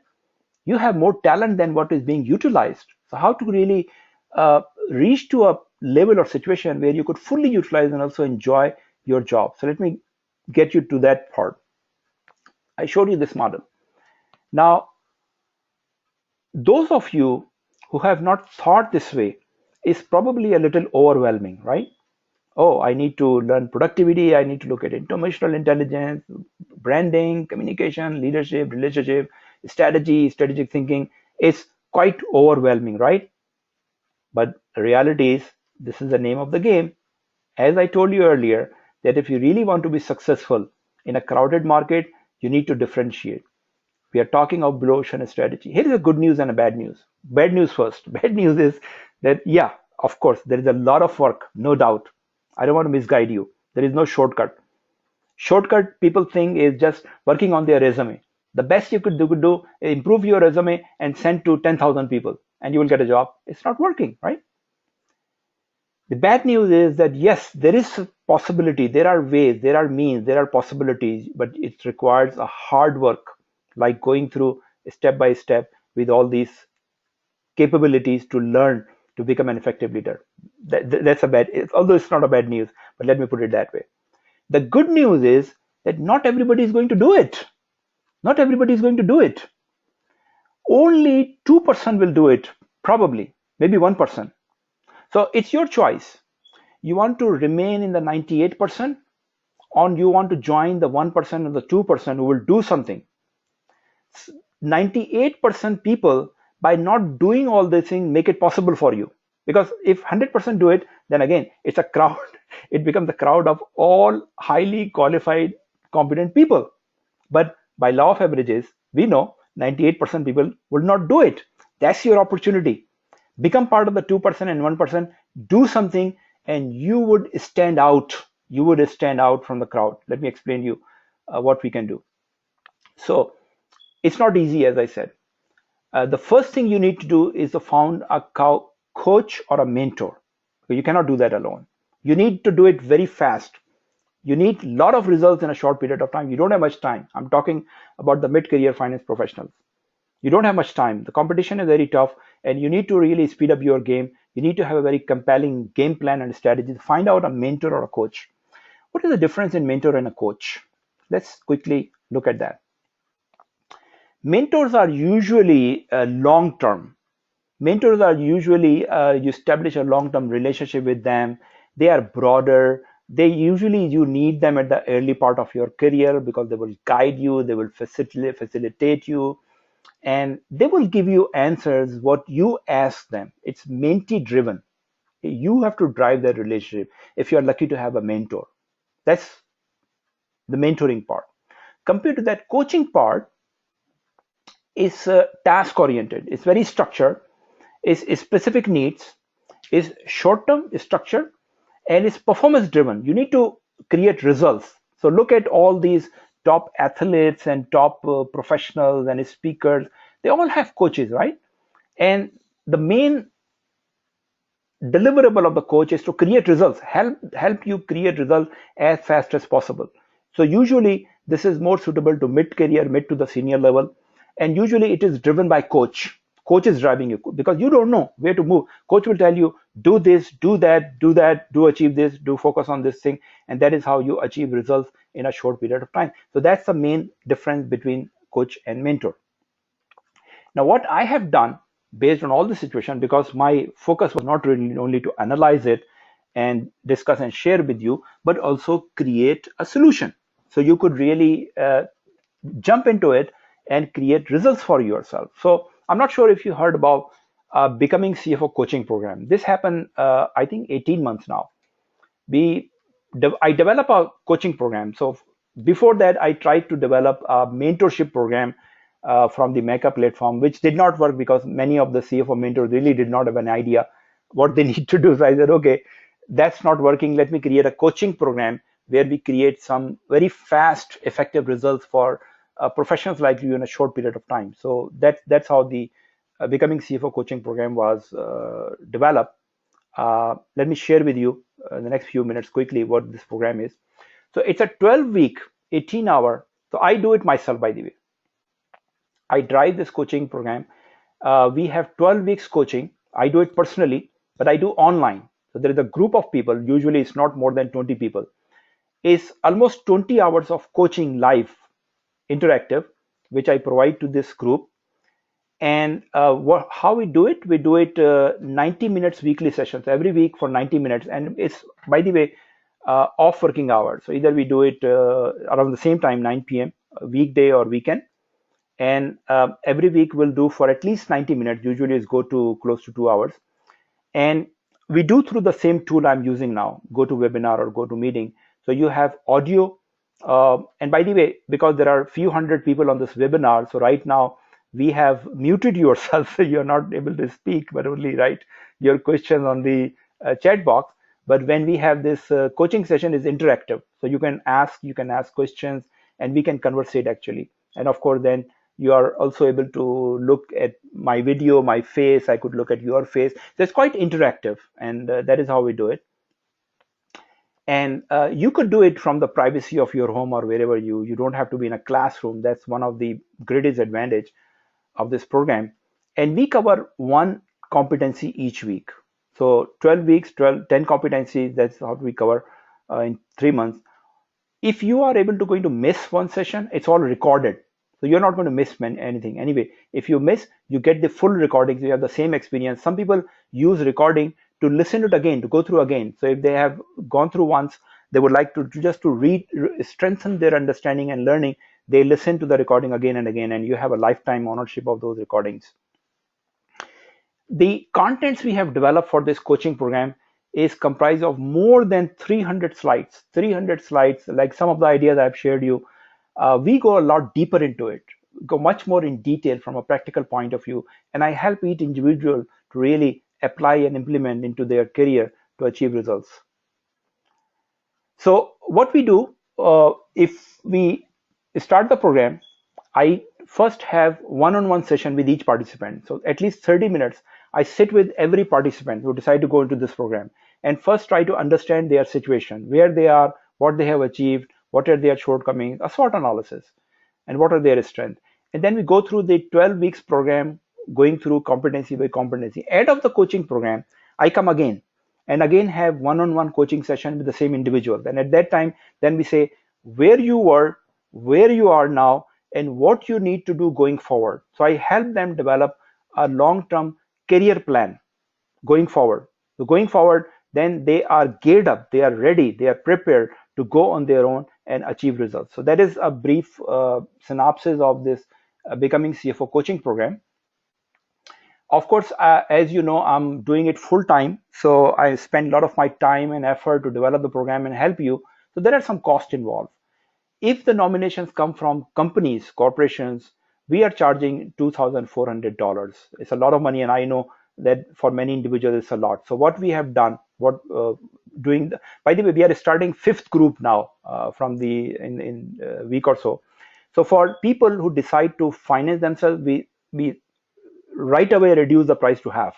So it's become the 50% discount. It's only $1,200. On top of it, for the members of ACCA, IMA, ICAP, or ICI, or ICW, whoever, if you are part member of a professional body, I give you another 20% discount. The cost becomes less than $1,960. And on top of it, if you still have some difficulty, then you could pay in 3 installments.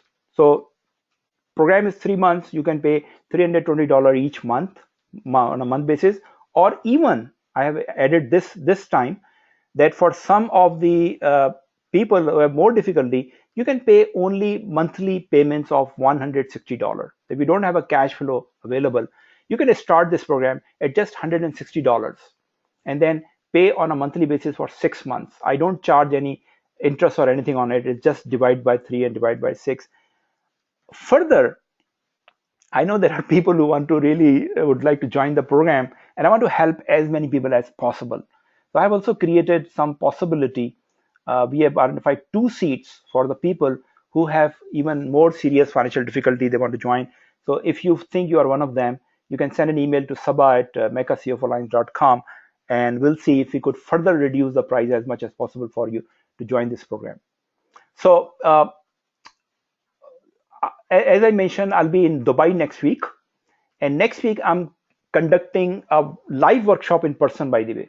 So I'll be in address Dubai Mall Hotel, and I'll be doing a full day workshop, presentation skills for finance professionals. As I said, your presentation skills is very, very crucial. This one skill really helped me a lot in my career to be successful later in my career. So I'll be doing a full day workshop, which I will conduct myself, and we'll go in a lot more details with case studies and some videos and some live rehearsal. We are charging $995 for this workshop. If you decide to join my coaching program, I'll let you come into this workshop free. You only have to pay the cost of the hotel meals and training material, which is $50, $60 only. So you get this first bonus if you decide to join my 12 weeks coaching program. So that's to make it a little bit more useful for you. That's my first bonus. My second bonus is that, as I mentioned, I also have few material which I've used in my career. It's mainly my CV Word version as well as a PowerPoint version. Now, what is a PowerPoint version? You could only understand when you look at that. I have not changed my CV for the last 8 years because it was working so well. Why would I change that? And that specific CV has helped me to land three CFO level job offers. Three CFO level job offers I've got from the same resume. So I think it's an asset. And now I don't need it, but I provide copies and template of that for other professionals to use it for their purpose. I'll give you a copy, adaptable copy of my PowerPoint and Word version if you again join my coaching program. And thirdly, I also have developed finance for non-finance training material. So I have done many trainings for my at my workplace for non-finance staff, and that really helped me to establish my expertise and brand in front of the senior non-finance executives. And you can do the same. I have this master presentation comprised of 250 slides, which I have developed over a period of last 10 years. I'll give you a complete copy, master copy, so you can use and adopt, and I'll help you to how you could conduct a similar training at your workplace, finance for non-finance executive or managers, to establish your brand and expertise. So three bonuses if you join my coaching program. Some of the, by the way, as I said, I'm starting fifth group next week from 13th of February, and 75 people have been trained so far. There's a quick feedback from some of the people. Amir Kamaria, the CFO from Saudi, he's a truly amazing experience. Ethan Borg in Dubai, finance director, a great experience that triggered to improve my life work style, and definitely a course which I will recommend to others. Rafat from Bahrain,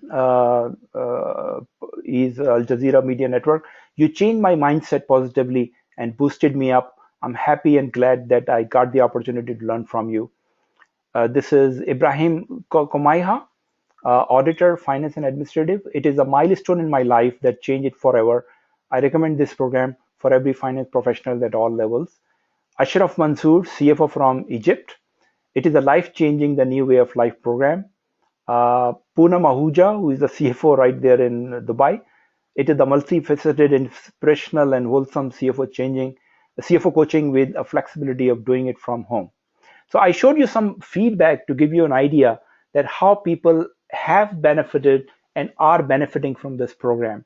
So it's really a very challenging environment, and my focus is to really provide you the tools and the strategies and the tactics where you could really not wait for years and years to develop your career or utilize your potential, but to jump start on it. So if you're interested in this coaching program, the deadline is 7th February, so we have one more week accepting registration. By the way, people are already registering. You can go to the cfoacademy.org page, and there is all more details available, and you can register over there. Only 20 seats are available. And by the way, as I said, I just announced in the last webinar last Tuesday, and people are already registered. I think there are 11 or 12 seats are left now. So if you really want to join, you need to hurry up. Classes will start from 13th of February, and the deadline is 7th. So, and if you have any question, feel free to contact me or contact Sabah. We can answer any questions. So that brings to the almost towards the end. Just two more slides, very quickly, informative, very important, informative for you to learn at this last moment. In this slide, and by the way, I'll send you a copy of this presentation. The full presentation, you will get a copy. So if you miss some notes, or if I'm going too fast at these last two slides, then you will have this copy of the slides to follow up at your own pace. Very important, 6 steps in career planning. So this starts with the SWOT analysis. SWOT analysis is your strengths, weaknesses, opportunities, and threats you have to identify for your own career and your own personality as a professional. And then relate those talents with the potential opportunity. So in SWOT analysis, you have opportunities, threats, strengths, and weaknesses. I would suggest forget about your weaknesses and forget about threats. Focus on your strengths and opportunities and try to relate them together. And then create a lifelong vision of your career, lifelong vision, whatever stage you are. What will you do when you retire? Or if you ever retire, or maybe you have decided not to retire ever, but what is your life vision of your career? And then set up a 10-year vision, work it backward into 5, 3, and 1 year's goal. Then identify the mindsets, your inner game, and your leadership competencies. We have already covered it. So now you should be very clear what mindsets, what leadership competencies are required to achieve your 1 year, 3 year, 5 year, and 10 years goal, right? And then work relentlessly to develop those required mindset and competencies. So that will take you, help you achieve your goals.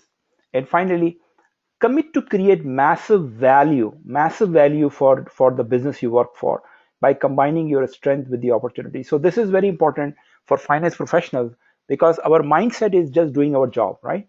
uh, Closing the month or making the reporting. No, you need to think, how do you create value?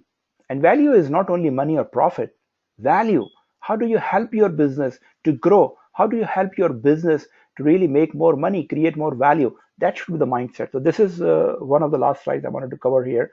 This is my last slide. 4 levels of learning, very important framework, and you need to understand that. So there are 4 boxes, and the 2 dimensions are competency or incompetency on the horizontal side, and the vertical side, conscious or unconscious. So you know what is conscious and unconscious. Look at the first box. You have an incompetency, which means lack of knowledge, lack of skill, and you don't know. Now, usually babies are fit into that category. When babies are born, they are incompetent. They need help with everything, but they even don't know what they don't know, right? Unconscious. As you grow, you started to go to school, you move into box 2 and you become conscious, right? Even in the elementary and secondary school, you become conscious. Now you know what you don't know. So you are going to school and you are learning new skills and you're saying, I need to learn those things, right? So you're in the box 2. And then you move into box 3. That is where you are completing your education, you're starting your career. You say, okay, I have learned a lot. Uh, Compare that with your accounting professional qualification. You qualified as a chartered accountant. You're in box 3, right? You're conscious and you're competent, but now you still have to practice it. And practice part becomes box 4. You become so skilled that you even don't realize what you know. Let's take another example to understand this concept. Think of learning a musical instrument, learning guitar, or learning swimming, or learning driving, right? So, uh, of course, when you are grown up, before learning swimming, driving, or music instrument, you are in box 2, right? You say, okay, I need to learn a guitar, or I need to learn swimming, I need to drive a car, but I don't know. You are in box 2, right?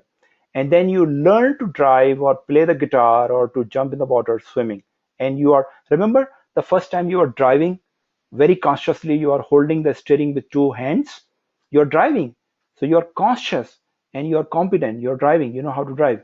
But then after a while, you moved into box 4. You were still competent, but you were unconscious. Now you're driving and you're talking and you're singing and maybe you're texting, which you should not. But that is the level 4. Level 4 is mastery, and this learning framework you can apply to any part of your life. So why I discuss this? Because if you really want to become the top professional in your field, in your career, you need to target to become a master. You need to reach to the box 4. I don't know, maybe you are in box 2 or box 3, but your goal should be box 4. Become the, if you're a controller, become the best controller in the world. If you want to be a CFO, become the best CFO in the world. And that level of mastery requires a lot of hard work, lot of hard work. So you need to prepare yourself and develop a mindset to reach to that level of mastery, level 4. But you should not compromise less than that, because you have given all the talent and capability and the qualification and the competencies to reach to the box 4, which is the competency mastery level. Okay, so that brings me to end of this. I'm sorry, I'm running a little late. Sorry, it's very late, I know, in Dubai and other Gulf countries. But quickly, if you want to read my blogs, then you can go to salimsufi.com.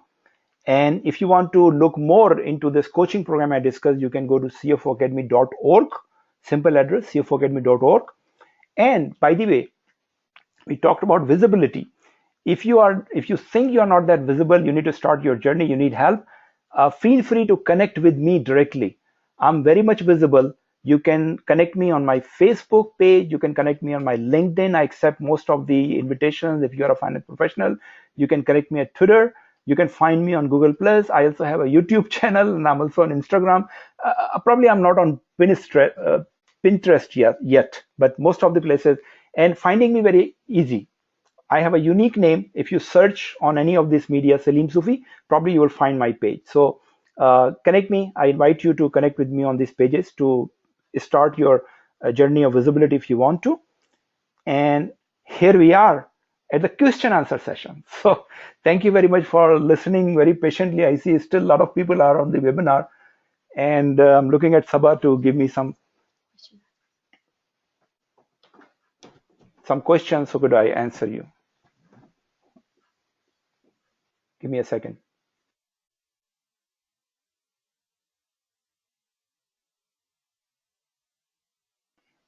So I'm sure many of you have already asked questions in the question box, and I'm going to look at that and try to answer as many as in the next 10 minutes. If you could live with me for another 10 minutes. Okay,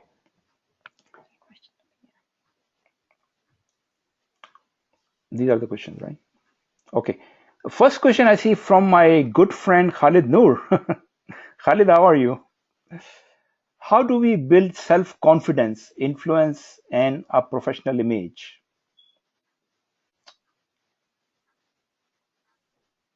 So Khalid, you have probably attended many programs with me, and I think you know the answer. I think it's your uh, very politeness that asking this question.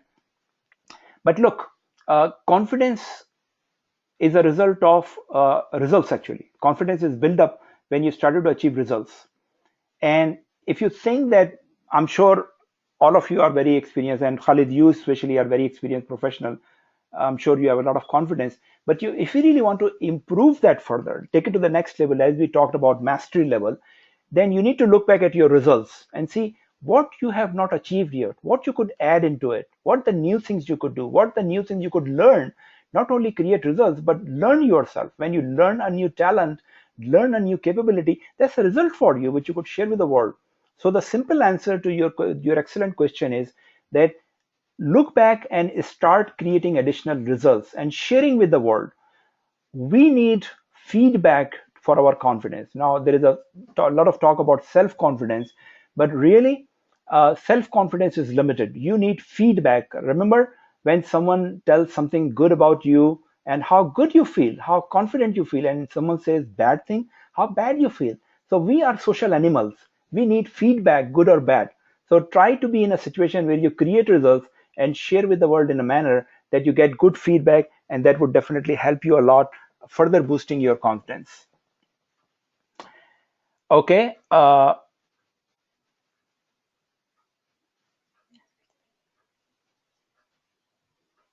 Okay. Lakshima Ryan Ramas. How will you help us to get a job from CFO coaching program? Very interesting question. Uh, Lakshmi Ryan, I'm not a recruiter, right? So if I were a recruiter, probably I could have helped you. But the purpose of the coaching program is not for me to provide you jobs. I could only help you develop the skill set and the competency to attract a job. Remember the difference I explained you between a mentor and a coach? Coach does not create results. Coach help you to achieve results. If you are a tennis player and I'm your coach, I would not be playing tennis for you. You would be playing it, but I would prepare you to do a fantastic game. I hope you got it.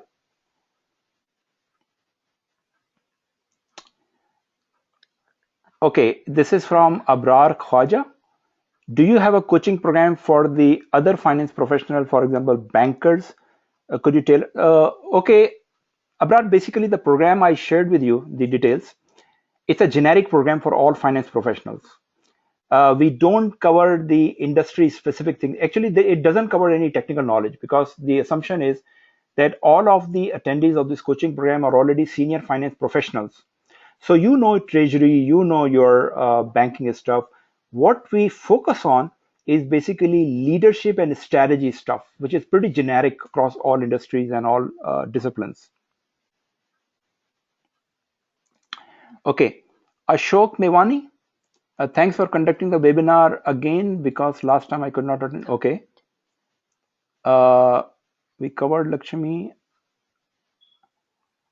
How to find out the blue ocean in job market. Okay. So I think you missed my point during the webinar. When you develop, so it's not that there is a blue ocean and you just reach to the blue ocean. You cannot see, or let me put it this way. In order to see the blue ocean, you have to put the right lens in your eyes, because blue ocean is there. Blue ocean is still there today. You cannot see that. How do you see that? When you put the right lens. And right lens is developing the skill set. When you develop all these competencies which we talked about, you would have started to see the opportunities, right? When the example I shared with you, Apple and Google, when they wanted to come to the market, there were no blue oceans available, but they developed their product in such a way that a blue ocean was created for their market. So when you develop yourself for a blue ocean would emerge in front of you, and that is how you would reach to the blue ocean. Please inform whether academic qualification is more or less important than professional qualification or finance career. Yes, good question. Who is that? Yasser? Yasser Masood? So Yasser, academic qualification is the basic qualification. Of course, you have to be a bachelor's or master's, and usually we do have those qualifications. Finance and accounting is a little technical profession than other professions. So you could do an MBA and you can go to marketing, for example. In finance profession, it is always preferred that you have a professional accounting qualification. I'll give you my example. I first did my MBA from IBA Karachi, very prestigious institute, and I decided to jump into finance. I soon realized in the first few years that with only MBA, I would be at a disadvantage because I was competing with a lot of chartered accountants and qualified accountants. So what did at that time, I immediately got back and did my CMA. I'm now FCMA. But with FCMA or CMA, I was able to compete very well with chartered accountants. So realize that finance and accounting is a little technical profession that simply with academic qualification, probably you're not fully equipped. So you need to do something very quickly. So that was very early part of my life, and I realized and learned very quickly and did my CMA. With my CMA and MBA, I was able to do a lot better job than any typical CPA or chartered accountant. Okay, Nisha Anura, you said we need to have a good presentation skills. How to develop that? Okay, simple answer is practice. But before practice, you need to understand the rules of the game. You need to understand the strategies and the tactics, what works, what does not work, and most importantly, your confidence level. You have to overcome your fear. Presentation skills are a little special. And again, as I said, that many of us or many professionals think that they could learn anything. You need to do something formal. I'm not suggesting, again, that to learn a strategy, you go back to the business school and do a executive MBA. If you're already in the middle of your profession, you can go back and do some short courses. Or you can, if you are good in learning from books, then you can even learn from books. I have 700 books in my home library because I learn a lot from books.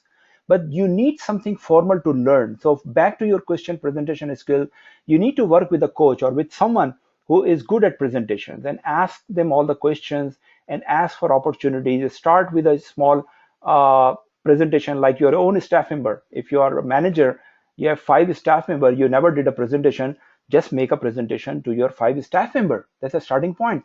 You need to get into the game and try to learn as formal as possible within the given means.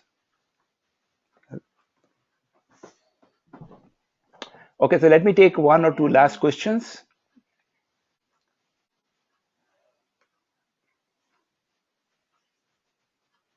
Khalid again, Khalid Noor, how to improve strategy formulation skills. Khalid, strategy, I think we have discussed a lot between ourselves, but this is one of my very passionate subject. Formulation is really very, very technical area. And strategy formulation, you cannot learn at advanced level from the theory only. So you need to get into practice. My only suggestion is that try to get involved in the strategy process of your own organization. Talk to the people who are part of the, like your CEO or maybe your vice president of strategy or vice president or president of marketing, and get involved into the discussions, challenge the assumptions, and maybe you're right or maybe you're wrong, but those discussions and argument with the knowledgeable people will help you a lot to learn the formulation part. And of course, case studies are excellent, because case studies are already a filtration of the lot of things of the strategy process the organizations have gone through. I'll pick up one last question from Tariq Zain.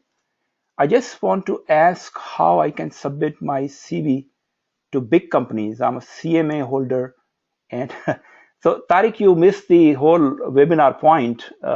Especially, I suggest you to go back to the paradigm shift slide. I think one of the message I try to convey that sending your CVs and resume is not working. You need to make yourself visible in the market. Now, again, I'm not suggesting not that you don't send any CV, but you need to be careful. Don't try to circulate blankly and blindly. To answer your question, big companies, the best you could do, I suggest, whatever companies you are targeting, you need to go to the on the website, and usually you will find a button related to the careers or opportunities, and at least submit your CV over there. Submit your CV with those companies, and someone definitely would be monitoring those CVs. And if they have a position or they come up with a position, hopefully they will get in touch with you. I could tell you how this technique works very well. In 2003, 2004, when I was in the job market in USA, I did the same thing. I left my resume at the website of many organizations, including Korn Ferry. Korn Ferry is the fourth largest search firm in the world for senior executives. And I left my resume over there, and then I got a job, and I forgot about all those things. 3 years later, or 4 years later, I received an email from an executive recruiter from Korn Ferry asking me that they have come across an old outdated resume, and even the phone numbers on the resume is no more active or valid, but they want to talk to me regarding an opportunity they have in New Jersey. As you can imagine, I never declined such opportunities. So I called them back, and long story short, I ended up having a job of finance director at a private equity owned company owned by Carlyle, which I did for almost 4.5 years later on. So you never know. You need to take your chances, and instead of blindly sending your resume or CV, at least you could drop a copy at the companies you are targeting, and especially the large search firms. They still monitor those resumes and CVs. Okay, so I think we have almost taken 2 hours for this 90 minutes webinars. Thank you very much for your patience. I know it's late over there. As I promised, I'll send you a copy of the presentation. So if you miss any point, you can recap from there.